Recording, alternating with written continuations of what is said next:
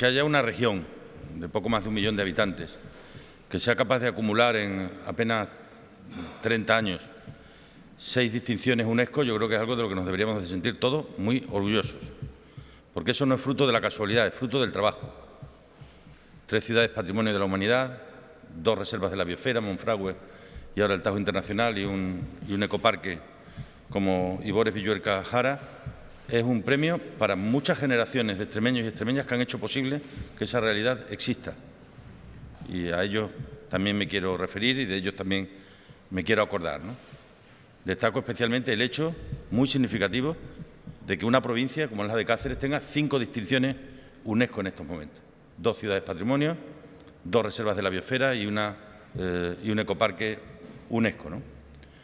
Esto lo tenemos que utilizar, evidentemente. Esto tiene que ser para que seamos capaces de explicarle al resto de España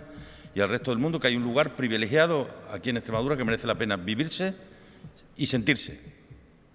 ya que es precisamente el turismo, uno de los elementos fundamentales, no solo de nuestro